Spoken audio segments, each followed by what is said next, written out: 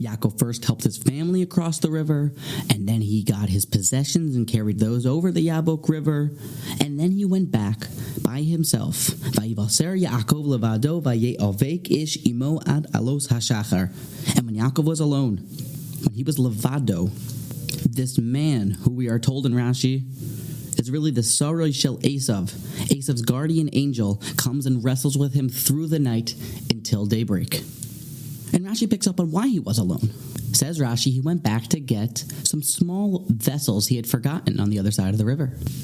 Shochach pachim ketanim v'chazar aleihim. Concludes Rashi, shetzadikim chosim al mamonim. Righteous people have compassion. They have a certain sensitivity about their money. And the Gemara in Chulin that Rashi is citing actually brings this quote from Chazal a little bit different. It says something even a little bit more puzzling. Mikan litzadikim shechaviv aleihem memonam yoser migufam. That righteous people cherish. They have a fondness more towards their money than their own human body. And we're left with two strong questions. Number one, Yaakov should have never been alone here. What was he returning to do? He was going back to get these small earthenware, small pots, small pans. It would be like in modern times if a family was to travel to a Pesach program in a faraway hotel, and now on the way home from the hotel, the whole family's back at the airport ready to board the flight when the father says, "Oh, I forgot my favorite coffee mug back at the hotel. You should go right now. Keep everyone waiting at the airport to go retrieve your favorite coffee mug." Shachach pachim ketanim, and he was going back for them? How can we make sense of that? And I think even stronger, this Maimer Chazal, that righteous people love their money more than their bodies, how can we accept such a teaching?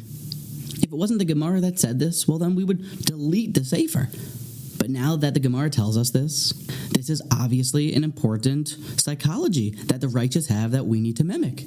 So what's the pshat? So it is here that Rav Yeruchum Levovitz, the great spiritual dean in Yeshiva Asmir during the Roaring Twenties, describes to us how the Torah views money and how we should too.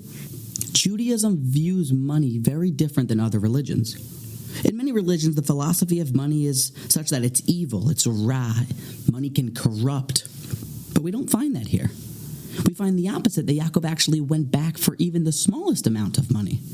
And furthermore, there's a Gemara that tells us that a dayan, a judge, needs to rule a court case that is about 1 penny the same way that he rules a court case about a misunderstanding of who is the rightful ownership of $1 million.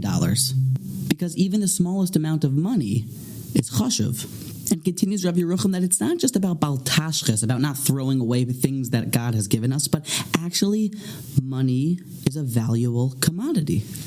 Clearly stated, Yaakov Avinu had the approach that if God gave it to me, then I must protect it.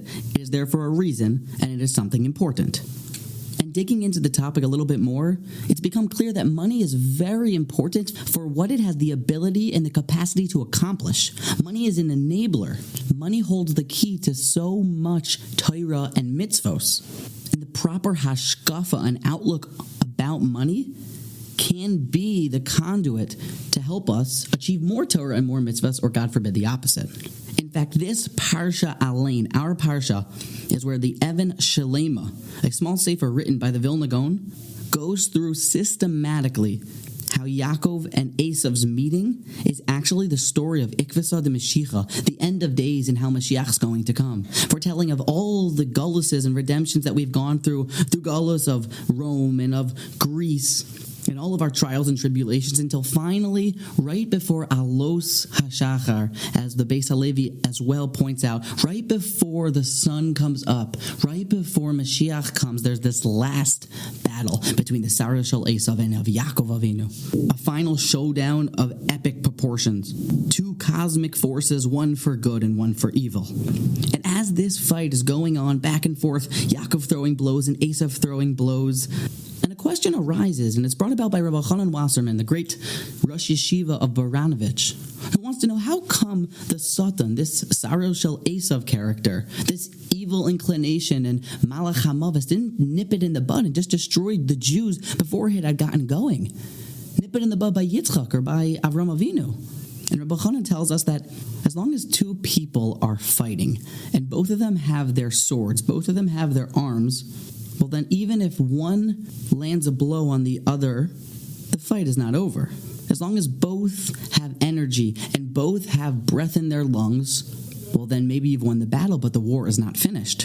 And what is the Jews' ability to fight back? It is, as the Yerushalmi tells us in Chagiga, Parak Aleph Halacha Zayin, that God, so to speak, overlooks. He's vitur on even the worst three cardinal sins, but velo vitur avon bitul Torah. But Hashem does not overlook when Jews forsake the study of Torah.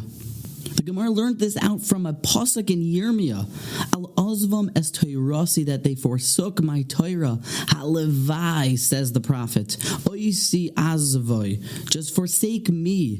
V'Toirasi shamru, but keep my Torah. If we have Torah, well then that spark inside is never gone. As long as the Torah is being studied, our connection to Hashem is still alive. All of the sins, says the Navi, could be done, but as long as we just have the study of Torah.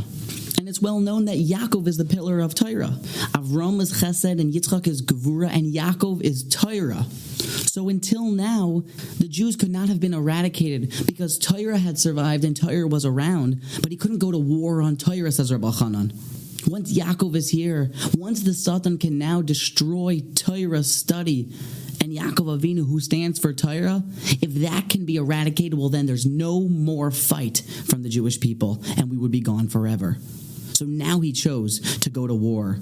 And then you know what happens? If you look at the pasuk, says Rav Elchonon, Vayarki lo yachalo. The Satan saw that he could not overcome Yaakov and the Torah. Torah study was persevering. Jews were being exiled to Bavel and to Tunisia and to America, but Torah study is as strong as it's ever been. People are not willing to give up going to their shiurim and their chavrusos.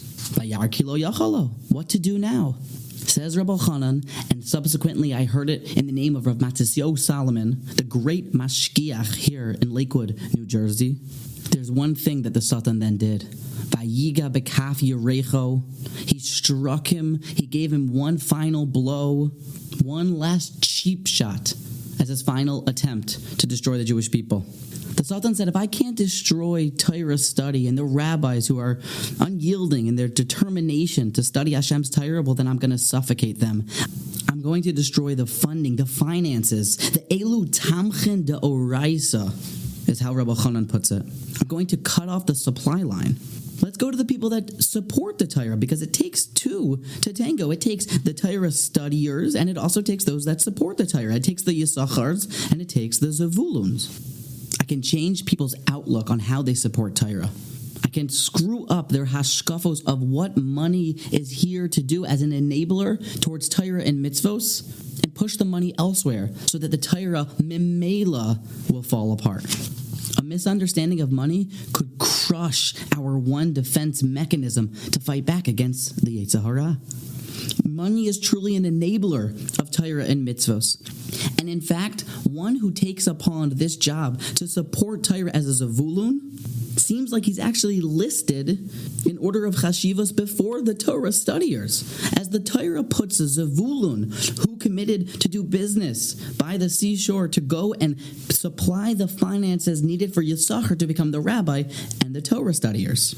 And Zavulun's listed before Yisachar. And the Vilna Gaon puts it down even harder. In Parag Yud Beis of his Even Shlema, he concludes that these people that don't understand what the power of money is, and instead use it for their own personal gain and to bring to their own personal pleasure, are actually children of the Eruv Rav, the mixed multitude who came with us from the land of Mitzrayim. And these people need to be clarified and eradicated from the Jewish people for Mashiach to actually come. The proper hashkafas ha-money from the Torah is abundantly clear that it can propel forward Torah study and mitzvos. And even a few dollars, $1, should be taken seriously. But the Yetzer Hara chooses to fight here and change how we view money, to use it for personal benefit as opposed to enable more Torah and mitzvos. And I'd like to tell you, just as a 25-year-old yeshiva guy, an observation that I had about how we think of of money here as Jews in America. It seems that we've put people that have amassed large amounts of money on a pedestal not because what they do with their money, but instead because they actually have amassed money. That money itself seems to bring honor. It seems we've made celebrities out of people that have made $1 million. These people have paparazzis, and they're on the cover of magazines. And they should be for what they can do with their money, but not because of the fact that they have money. Many of these people are tremendously righteous, and they should be on the covers of magazines for what they have enabled in Avodas Hashem. But to praise them because of the money itself, well, that's oyev kesef. A Jew doesn't look at money with a love for it. And oyev kesef will be a lo yispa kesef. He'll always want more. But we look at it for what this person can do with the money, what I can do in Avodas Hashem with the money. And furthermore, Rav Yeruchum Levovitz actually spoke about this inyan of how the Yetzer Hara has gotten involved in the way that we view money. He explained in a very harsh way that in America, people view tzedakah, charity, as a tax. That they can only get access to their money to have personal benefit if they can pay the government their taxes and then also pay their taxes towards the Torah and towards mitzvos. When instead, the main function of money is to be able to facilitate more avodas Hashem. I think that if we're honest with ourselves, by putting money on a pedestal for what it is, but not for what it can accomplish, may lead to giving false messages or the wrong message to the next generation. Teaching kids that what we search after in life is money. What we want is money, and then they'll search for that instead of striving for greatness in their avodas Hashem, God forbid. And so we might say that I do support, I do give, but somehow it's still so hard for a lot of the Torah scholars to even get by. They can barely learn with peace of mind because they are still so nervous about how they're going to pay their bills. We need to double down on our efforts to enable the Torah to be learned. To think about adopting a certain family maybe that you know they put a lot of effort in to their Torah study to help enable them to even push harder to help protect our generation. Adopt a kollel, adopt a kollel guy, adopt one guy who you know that by giving a little bit extra of finances to, he can do his proper fighting and his shtadlus and his limud haTorah. Money is chashiv. Money is an enabler. Money is viewed by the righteous as more chaviv than even their own bodies. And it's our job to take our financial means to facilitate more Torah and more mitzvos and more avodas hakodesh. And this role must be taken seriously. So this last cheap shot by the Sarai Shel Esav, this Vayiga Bekaf Yerecho, we can overcome also that, so that we can see Mashiach come b'mher b'yameinu.